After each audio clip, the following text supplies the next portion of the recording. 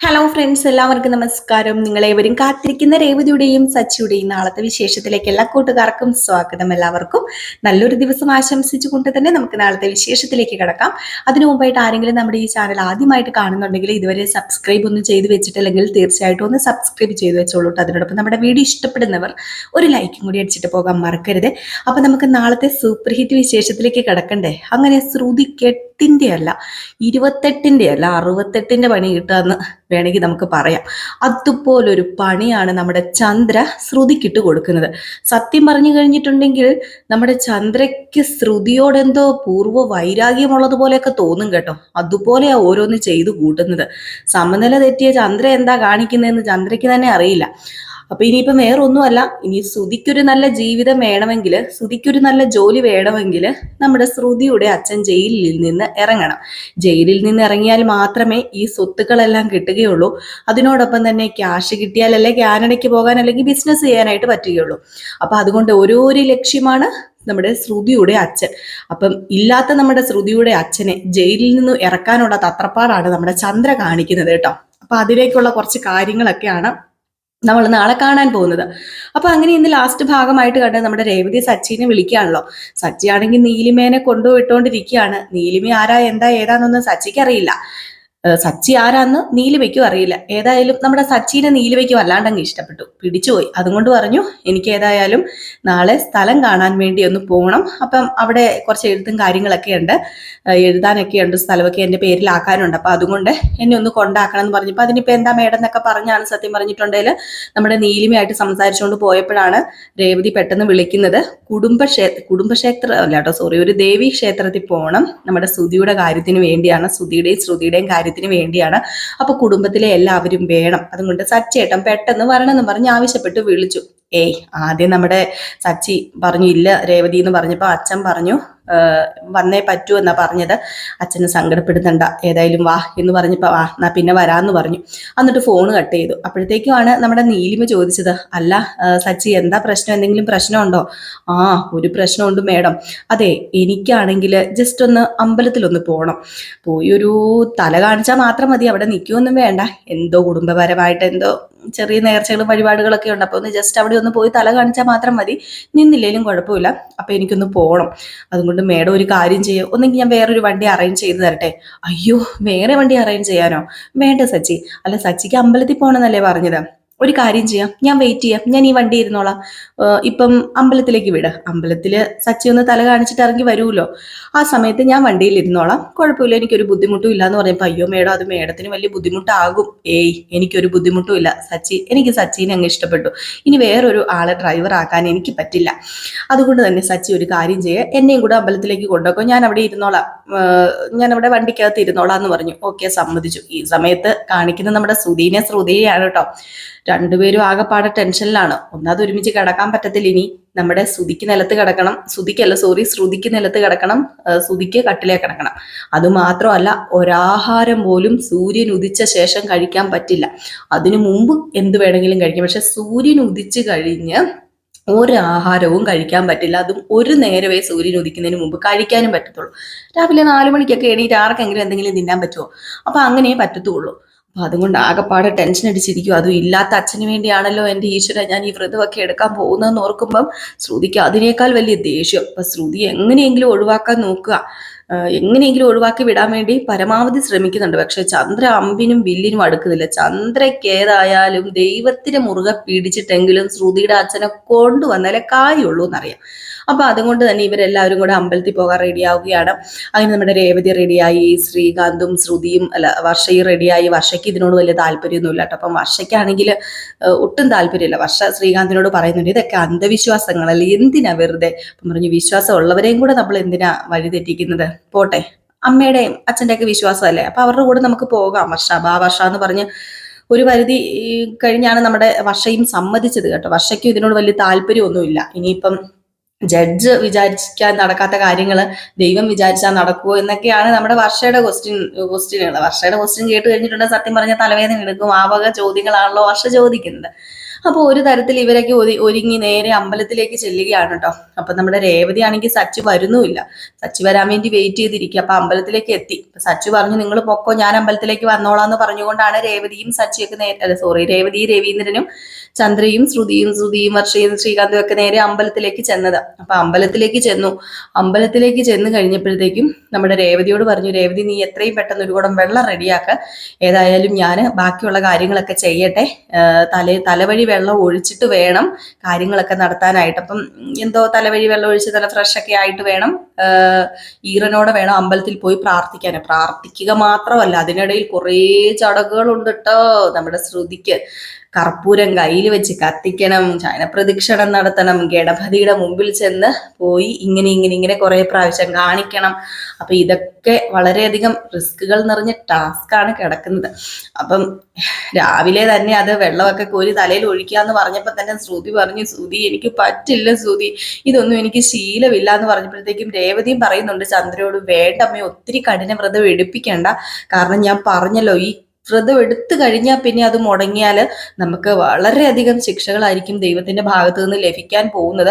അപ്പൊ ശ്രുതിക്ക് ഇതിനോടൊന്നും താല്പര്യം ഇല്ലെങ്കിൽ എന്തിനാ വെറുതെ ചെയ്യിപ്പിക്കുന്നത് എന്നിങ്ങനെ പറയുന്നുണ്ട്. അപ്പൊ രവീന്ദ്രനും അമ്പലത്തിൽ വെച്ച് പറയുന്നുണ്ട്, ഇത്രയും ഒന്നും വേണ്ട ചന്ദ്ര, വെറുതെ എന്തിനാ, അവളുടെ മനസ്സ് ഇതിനോട് താല്പര്യപ്പെടുന്നില്ലെങ്കിൽ പിന്നെ ഇത് പറഞ്ഞിട്ട് കാര്യമില്ലല്ലോ എന്ന് പറഞ്ഞപ്പോഴത്തേക്കും ചന്ദ്ര നേരെ ശ്രുതിയുടെ അടുത്ത് ചെന്നിട്ട്, എടി നിനക്ക് നിന്റെ അച്ഛനെ ജയിലിൽ നിന്ന് ഇറക്കണം നില്ലടി, നിന്നെ ഉണ്ടാക്കി നിന്റെ അച്ഛനെ നിനക്ക് വേണ്ടേടി, ഓഹോ നീ കൊള്ളാലോടി ആളെ എന്നും പറഞ്ഞുകൊണ്ട് നമ്മുടെ ചന്ദ്ര ശ്രുതിനെ അങ്ങ് കടിച്ചു കീറുകയാണ്. ലാസ്റ്റ് നമ്മുടെ ശ്രുതി സമ്മതിക്കുകയാണ് കേട്ടോ. ശ്രുതി വീണ്ടും മനസ്സിൽ വിചാരിക്കുക, എൻ്റെ ഈശ്വര ഞാൻ ഇല്ലാത്ത അച്ഛന് വേണ്ടിയാണല്ലോ ഇത് ചെയ്യുന്നത്, ഞാൻ എന്തിനാ ഇത് ചെയ്യുന്നത് എന്നൊക്കെ. അപ്പം അമ്പലത്തിൽ പോയി എല്ലാവരും ഇങ്ങനെ, അപ്പോഴത്തേക്കും തന്നെ ഒരു കുടം വെള്ളം എടുത്ത് നമ്മുടെ ശ്രുതിയുടെ തലവഴി ഒഴിച്ചു കേട്ടോ. ശ്രുതിയാണെങ്കിൽ എന്ന് പറഞ്ഞ് തണുത്ത് പറയുക. ശ്രുതിക്കാണെങ്കിൽ ഇതൊക്കെ കണ്ടിട്ട് സങ്കടം തോന്നുന്നുണ്ട്, ശ്രുതിയുടെ അവസ്ഥ കണ്ടിട്ട് സഹിക്കാൻ പറ്റുന്നില്ല കേട്ടോ. ശ്രുതി വേണ്ടമ്മേ എന്നൊക്കെ പറയുന്നുണ്ട്. അപ്പോഴത്തേക്കും ചന്ദ്ര പറയുന്നുണ്ട്, അയ്യോ വേണ്ടാന്ന് നീ പറഞ്ഞിട്ട്, എടാ നിനക്ക് ജോലിയൊന്നും വേണ്ടേ, നിനക്ക് നിന്റെ ഭാര്യ വീട്ടിൽ നിന്ന് കിട്ടാനുള്ള ഒന്നും നിനക്ക് കിട്ടണ്ടേ, അയാൾ ഇറങ്ങിയാലേ നിനക്ക് കിട്ടത്തുള്ളൂ, മിണ്ടാതെ നിന്നോണെന്നൊക്കെ പറഞ്ഞ് വഴക്ക് പറയാം. വർഷയ്ക്ക് ഇത് കണ്ടിട്ട് സത്യം പറഞ്ഞ ചിരിയൊക്കെയാ വരുന്നത്. വർഷയ്ക്ക് ഇതിനോടൊന്നും വലിയ വിശ്വാസം ഇല്ലാത്തത് കൊണ്ട് ഒരു ഊസലും ഇല്ലാതെ ഒരു മൂലയ്ക്ക് നിപ്പുണ്ട്. അങ്ങനെ നേരെ ഇവര് ഈറനന്റെ ആ ഒരു ഇതിലോ തന്നെ നേരെ നമ്മുടെ ശ്രുതിയെയും കൂട്ടിക്കൊണ്ട് പോയി അമ്പലത്തിൽ ഇങ്ങനെ തൊഴുകൈ പിടിച്ച് ഇങ്ങനെ പ്രാർത്ഥിക്കുകയാണ്. നോക്കിയപ്പോഴത്തേക്കും നമ്മുടെ ചന്ദ്ര മനസ്സൊക്കെ അർപ്പിച്ചങ്ങോട്ട് ഇന്ന് ഉരുകി എൻ്റെ ഈശ്വരാന്നൊക്കെ വിളിച്ചുകൊണ്ട് അങ്ങ് പ്രാർത്ഥിക്കുന്നു. അതുപോലെ തൊട്ടപ്പുറത്ത് നിൽക്കുന്ന നമ്മുടെ രേവതി നല്ലപോലെ അങ്ങ് പ്രാർത്ഥിക്കുന്നു. നമ്മുടെ ശ്രുതിയാണെങ്കിൽ ഇതൊക്കെ നോക്കിയിട്ട് ആർക്കു വേണ്ടിയാണോ ഈ പ്രാർത്ഥനയൊക്കെ നടക്കുന്നത്, വെറുതെ ആയി പോകുമല്ലോ, അച്ഛനില്ലല്ലോ, പിന്നെ എങ്ങനെയാ ഈ പ്രാർത്ഥനയൊക്കെ ഫലിക്കുന്നത്, എൻ്റെ ഈശ്വരൻ എന്തിനാ ഇതുപോലെ പ്രാർത്ഥിക്കുന്നതെന്ന് പറഞ്ഞ് രണ്ടുപേരെ മാറിയും തിരിഞ്ഞ് നോക്കുക. നമ്മുടെ ചന്ദ്രയാണെങ്കിൽ അങ്ങോട്ട് മനസ്സിരുത്തിയാണ് അങ്ങ് പ്രാർത്ഥിക്കുന്നത്.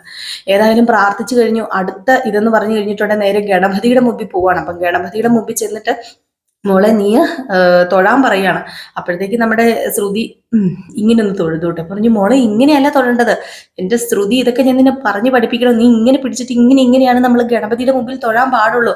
അപ്പോഴത്തേക്കും പെട്ടെന്ന് നമ്മുടെ ശ്രുതി ഇങ്ങനെ പിടിച്ചിട്ട് ഒരു പ്രാവശ്യം ഇങ്ങനെ തൊഴുതപ്പം ഒരു പ്രാവശ്യമല്ല, ഇതിവിടെ ഉണ്ടല്ലോ, ഇതിവിടെ എത്രയോ ഒരു പ്രാവശ്യം പറഞ്ഞിട്ട് അത്രയും പ്രാവശ്യം ഇതിവിടെ തൊഴണം, എന്നാലേ ഫലം ഉണ്ടാകത്തുള്ളൂ എന്ന് പറഞ്ഞപ്പോൾ പെട്ടെന്ന് നമ്മുടെ ശ്രുതി നോക്കുക. ഒരു ദയനീയ അവസ്ഥ കാണണം കേട്ടോ, എന്തൊക്കെ അനുഭവിക്കേണ്ടി വരുന്നു ഒരു കള്ളത്തരത്തിന്റെ പേരിൽ ശ്രുതി എന്ന് ചിന്തിച്ചോണം.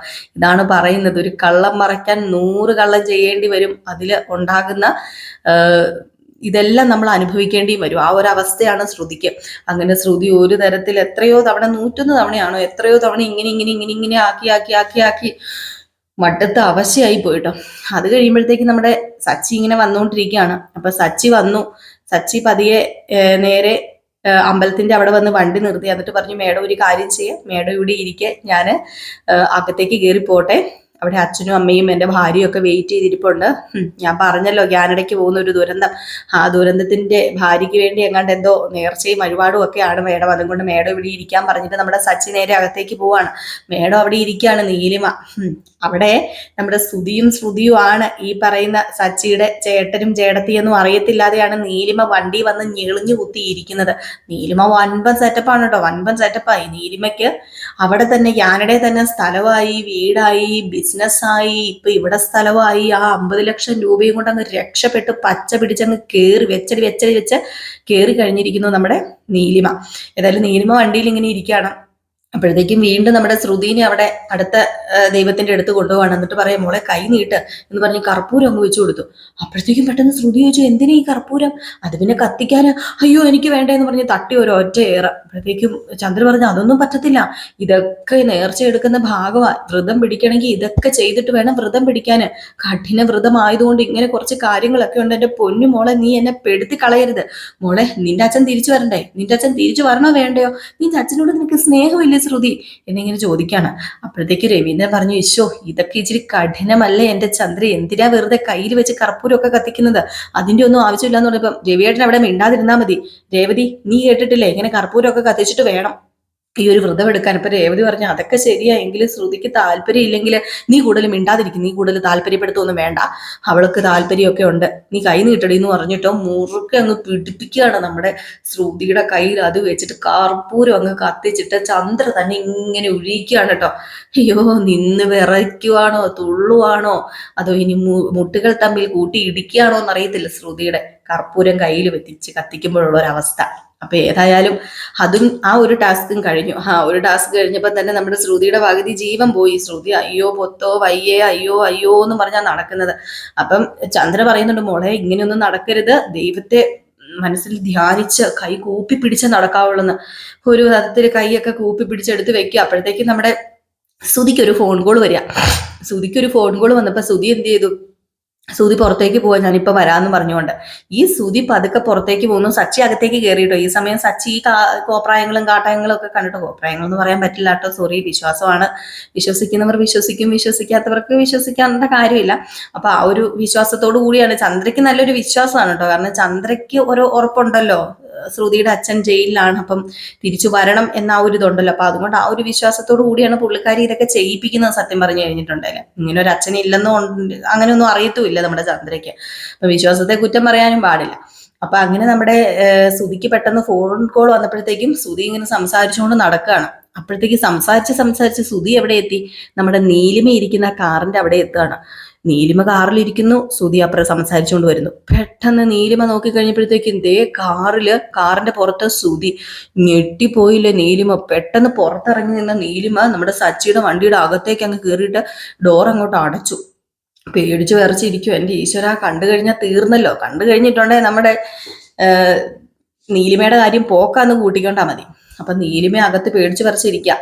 നമ്മുടെ ശ്രുതിയാണെങ്കിൽ ഹലോ എന്നൊക്കെ പറഞ്ഞ് സംസാരിച്ച് കൂട്ടുകാരനോട്, ഞാൻ ഇങ്ങനത്തെ ഒരു അമ്പലത്തിലാടാന്ന് പറയുമ്പോഴത്തേക്കും മറ്റേ പാർക്കിലെ കൂട്ടുകാരനാണ്, നീ വീണ്ടും ഭിക്ഷ എടുക്കാൻ വേണ്ടി പോയതാണോ എന്ന് ചോദിച്ചപ്പോ, അല്ലടാ, ഞാൻ കുടുംബത്തിന്റെ ഒരു കാര്യത്തിന് വേണ്ടി ഇങ്ങനെ വന്നതാ, എന്റെ ഭാര്യയുടെ അച്ഛൻ ഇങ്ങനെ ജയിലിലാണ്, തിരിച്ചു വരാൻ വേണ്ടി കുറച്ച് വഴിപാടും വ്രതങ്ങളൊക്കെ എടുക്കാൻ പോവാണെന്നൊക്കെ പറഞ്ഞ് ഇങ്ങനെ സംസാരിച്ച് നേരെ ഉണ്ടല്ലോ ആ കാറിന്റെ അടുത്ത് ചെല്ലുന്നു. കാറിന്റെ അടുത്ത് ചെന്ന് നിന്ന് മറ്റേ ആ ചില്ലുണ്ടല്ലോ, ഗ്ലാസ്സിലേക്കൊക്കെ നോക്കി സംസാരിക്കുക. ഗ്ലാസിന്റെ അപ്പുറത്ത് കാറിനകത്ത് നമ്മുടെ നീലിമയുണ്ട്. പക്ഷെ ഇത് അറിയത്തില്ല, അതും അകത്തിരിക്കുന്നവരെ പെട്ടെന്ന് കാണത്തില്ല, ബ്ലാക്ക് ഗ്ലാസ് ആയതുകൊണ്ട് തന്നെ. എങ്ങനെയൊക്കെയോ നമ്മുടെ നീലിമ അവിടെ രക്ഷപ്പെടുവാട്ടോ ചെയ്യുന്നത്. ഇല്ലാതെ ഉറപ്പായിട്ട് നമ്മുടെ ശ്രുതി പിടിച്ചേനെ. അപ്പൊ ഏകദേശം ഈ ഒരു ഭാവമൊക്കെ കാണിച്ചിട്ടാണ് നാളത്തെ വിശേഷം അവസാനിക്കുന്നത്. ഇനി വരാനുണ്ട് കുറെ നേർച്ചകളൊക്കെ, ശയനപ്രദക്ഷിണം ഒക്കെ നടക്കാനിരിക്കുകയാണ് കേട്ടോ. ഇനി നാളെ ക്ഷണപ്രദക്ഷിണം കാണിക്കുമെന്ന് അറിയില്ല. നമ്മുടെ ശ്രുതിനെ ഇട്ട് പേടാപ്പാട് പിടിപ്പിക്കുകയാണ്.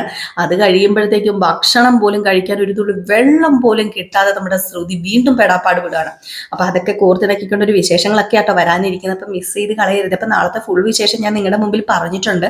അപ്പം ഇനിയിപ്പം ഇതുവരെ എത്തുമോ എന്നറിയില്ല. ചിലപ്പോൾ ഇതുവരെ എത്തും, ചിലപ്പോൾ ഇത് കഴിഞ്ഞു പോകാൻ ചാൻസ് ഇല്ല. ഇങ്ങനെ വലിച്ചു നീട്ടിക്കൊണ്ടാണല്ലോ വരുന്നത്.